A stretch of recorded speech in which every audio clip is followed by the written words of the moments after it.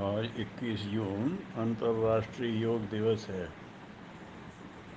भगवान की कृपा है कि भारत के एक प्रस्ताव पर पूरे विश्व ने योग दिवस मनाने की बात स्वीकार कर ली और बहुत अच्छे ढंग से वो क्रम चल रहा है।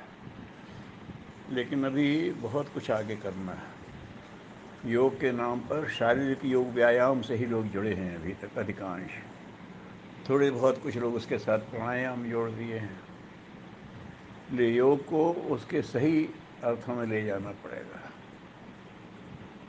योग को पतंजलि योग दर्शन ने ही ज़्यादा स्पष्ट किया है। तो पतंजलि योग दर्शन में शुरुआत करते हैं यथ योगानुशासनम। अब हम योग का अनुशासन बताते हैं। योग का एक समग्र अनुशासन है। तो वो सारे अनुशासन समझें लोग कि योग का जीवन युक्त कैसा हो। और योग का ऐसे योग माने जोड़ना। तो कैसे जोड़ना है, कहाँ जोड़ना है? तो पतंजलि का तो सीधा उद्देश्य है परमात्म तत्व के साथ जोड़ना है, सबसे समर्थ के साथ जुड़ना है।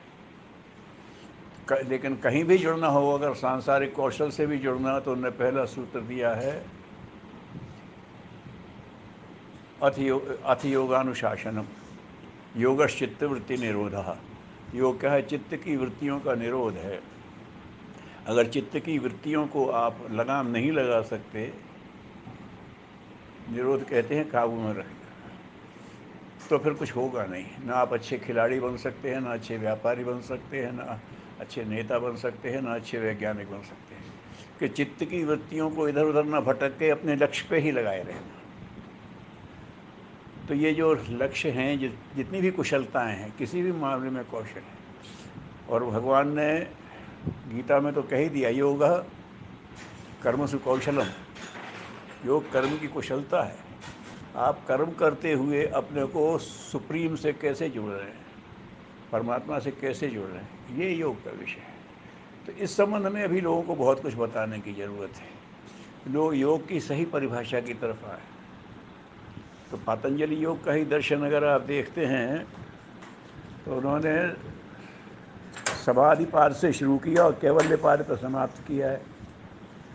समाधि अगर किसी में आपको विशेषता पाए, तो आपको डूबना पड़ेगा उसमें। वैज्ञानिक अपने प्रयोग में समाधिस्थ हो जाता है, डूब जाता है। कभी जब अपनी कविता बैठता है तो डूब जाता है, उसमें समाधिस्थ हो जाता है। खिलाड़ी जब खेलता तो अपने खेल में समाधिस्थ होता है उतनी देर के लिए, बाहर का कुछ उसे पता नहीं। तो जब तक उसमें गहराई से आप डूबेंगे नहीं, तब तक कुशलता प्राप्त नहीं कर सकते।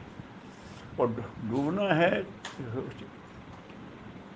वह चित्तवृत्ति निरोध। और निरोध हो गया तो श्रेष्ठ से श्रेष्ठ तरफ बढ़ते जाइए।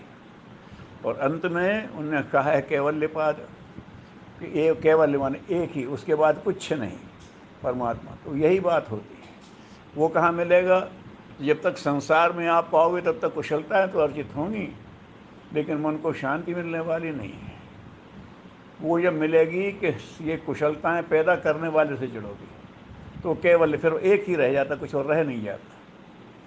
तो अभी योग के संदर्भ में लोगों की रुचि जागी, ये बहुत अच्छी बात है।